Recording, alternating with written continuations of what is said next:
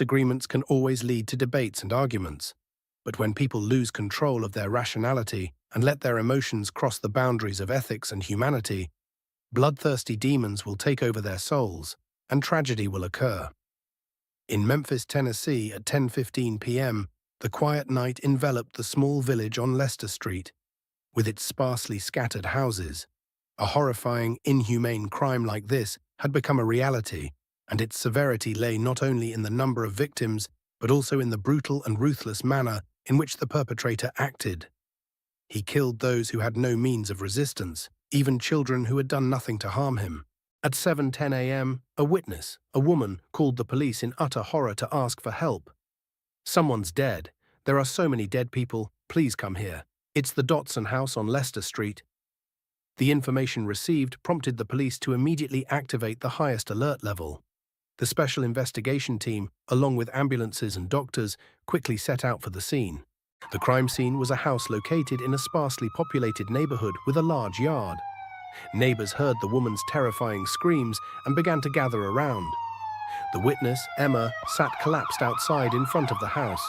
Police put up crime scene tape and began to cordon off the house as the investigation team entered the scene with unprecedented shock. It's horrifying. The scene is covered in blood. It's everywhere, in the living room, the kitchen, and the bedrooms. 6 victims have been brutally murdered, including 4 children and 2 adults. They are all one family. Even more tragic is that the youngest child was still in the crib. It's absolutely horrific.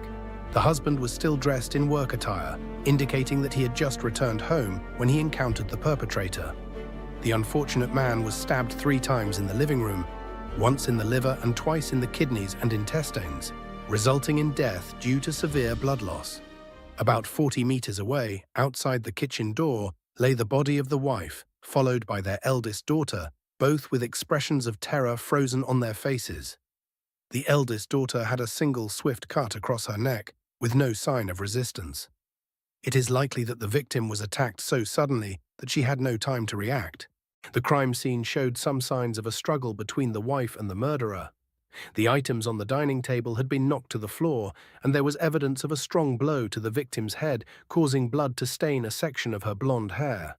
She tried to grab his leg. The bloody handprint on the floor shows she attempted to crawl after him but was kicked away.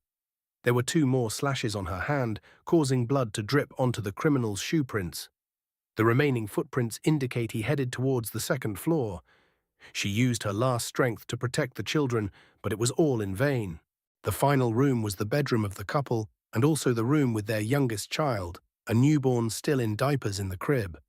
The killer hesitated. He stabbed the baby twice, but based on the marks on the victim's body, one stab seemed shallower, only piercing through the flesh into the abdominal cavity. However, the other stab caused significant damage, leading to stomach hemorrhaging and blood flowing from the baby's mouth.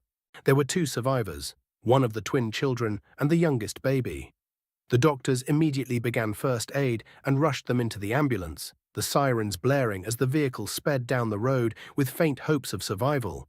The victims' family members were identified one by one.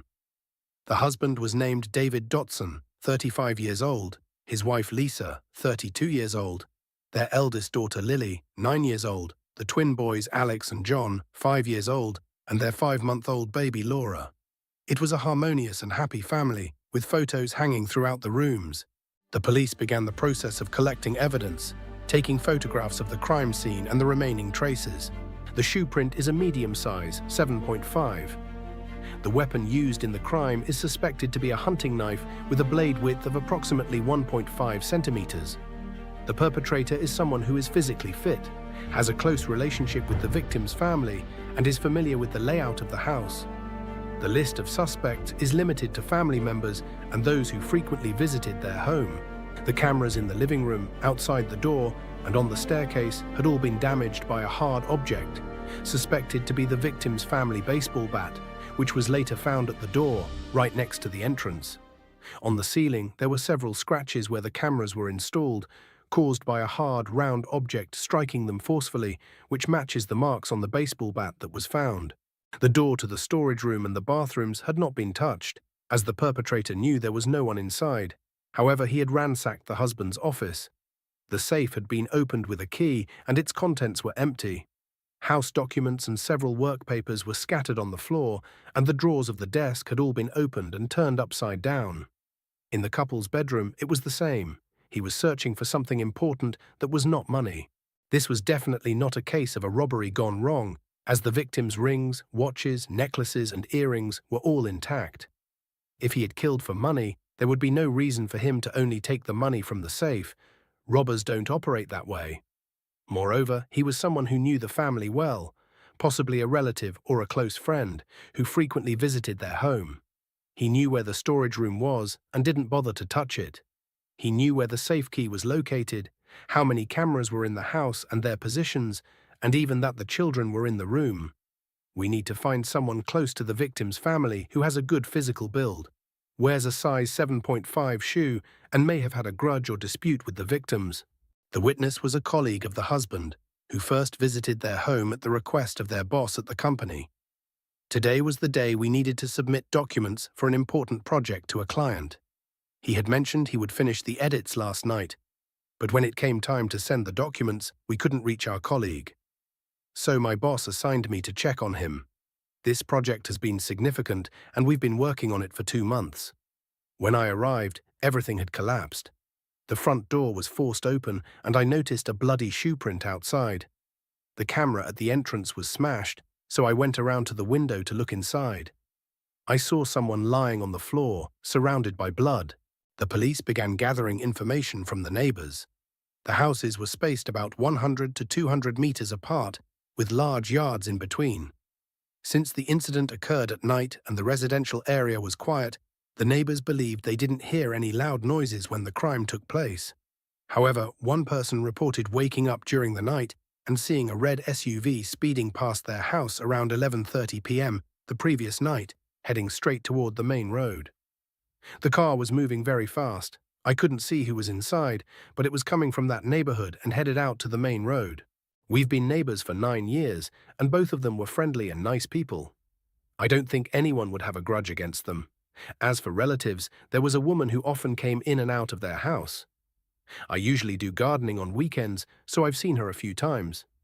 She's David's sister, and most of the time Lisa would accompany her home, but it seems like they don't get along very well. The kids don't seem to like her, but I don't think they hate her. They just don't want to be close. They seem indifferent when she greets them. For a while, she was seen with a strange man, but I've only seen him twice. The police began analyzing the clues collected at the crime scene. The murder weapon had not yet been found.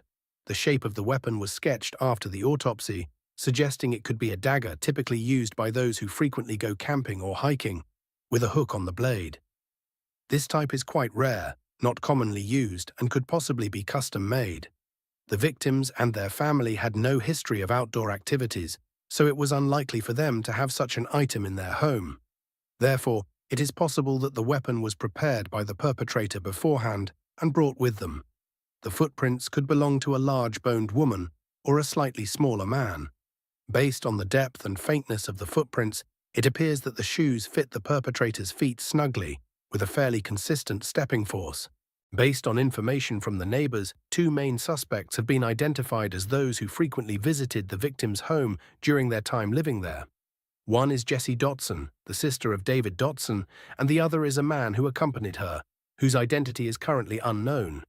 The technical team is searching for data from the cameras in the victim's home and is attempting to recover any evidence. The perpetrator was very clever in taking both victims' phones to conceal their camera access accounts, but we know that he damaged the cameras after committing the crime, so we still have a chance to obtain this crucial evidence. What is essential now is to quickly track down Jessie Dotson to take her statement. Through a review of residential data, the police identified Jessie Dotson's address and immediately went there under the pretense of gathering information. When the police arrived, Jessie opened the door with a fearful, guilty expression and a pale face. The officers told her they were there to collect additional information about her brother's family relationships. She nervously invited the police inside. The rental room, located on this busy street, was quite small, cluttered, and dimly lit. Detective Tony glanced around the room and noticed a bag at the foot of the bed, close to where they were sitting.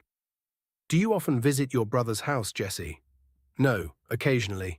I go there once every few weeks because my parents often encourage us sisters to be closer. Where are your parents currently?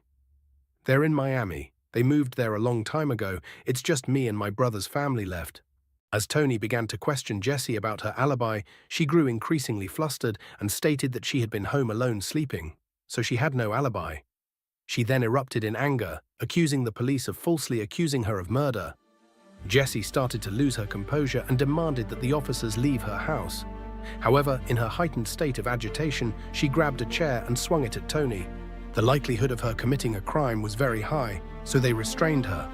Jessie was arrested for assaulting a police officer, and as she was handcuffed, she began to curse incessantly. Tony instructed his colleagues to hold her tightly and went over to the bed where the travel bag was partially sticking out. He pulled the bag out, causing Jessie to panic. However, the bag was filled entirely with clothes. It was clear that she intended to flee. Jessie was immediately escorted to the police station. In the interrogation room, Jessie, though trembling with fear, maintained a defiant and challenging gaze directed at the two police officers in front of her. The officers employed psychological tactics and questioned her about any disputes with her brother, but it had no effect on her. She denied any involvement in the attack on her brother's family, claiming the police were accusing her unfairly. However, Tony still had the authority to arrest her for assaulting a police officer.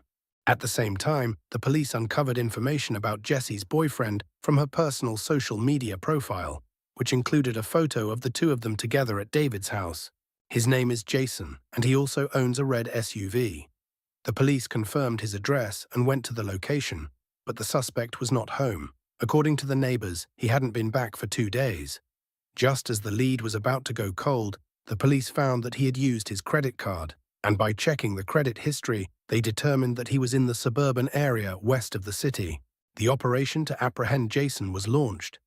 According to traffic cameras, the police received orders and began tracking the vehicle based on its license plate. Upon realizing he was being pursued, Jason immediately fled. He drove into an empty area next to a slum and a cemetery on the outskirts of the city. The vehicle was abandoned at the edge of the residential area. Believing he had escaped, he sneaked into the cemetery and started digging next to his mother's grave. Unfortunately, this information was picked up by the patrol officers in the area, who caught him in the act just as he was about to bury the weapon next to the grave. Jason was completely surrounded and ultimately surrendered, being restrained and taken to the police station along with the murder weapon and evidence.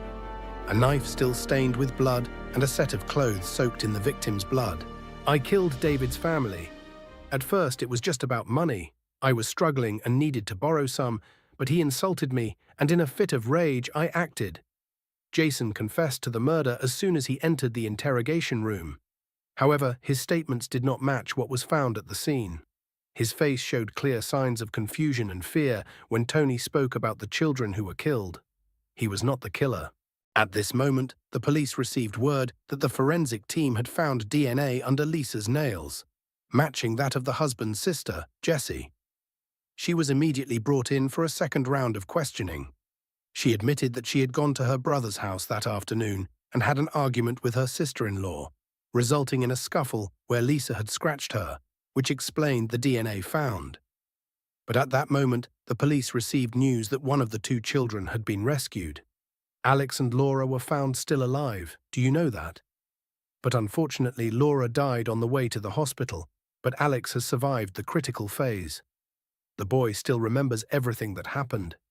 No, Jessie yelled, slamming her hands on the table and jumping up. Then she froze in fear and sank back down into her chair. At the same time, Jason began to give his statement. He wanted to take the blame for Jessie because she was pregnant with their child. However, after hearing everything about her crimes against her brother's family, he could no longer accept this woman. The truth was revealed. Jessie had killed her own brother's family. In the end, she had to admit to the guilt she had caused. She had always hated her brother, believing that their parents favored the younger child. He had everything he wanted, while she did not. She had a debt, and David had paid it off for her, but he insisted that she repay him and even made her sign a promissory note requiring her to make monthly payments, threatening to take her to court if she didn't. Her sister-in-law and the children were killed simply because she was desperate and wanted to eliminate them. Jessie still showed no remorse, but she would undoubtedly find it impossible to sleep peacefully each night in prison with the weight of her own conscience. Legally, Jessie received a sentence that matched the cruelty of her actions.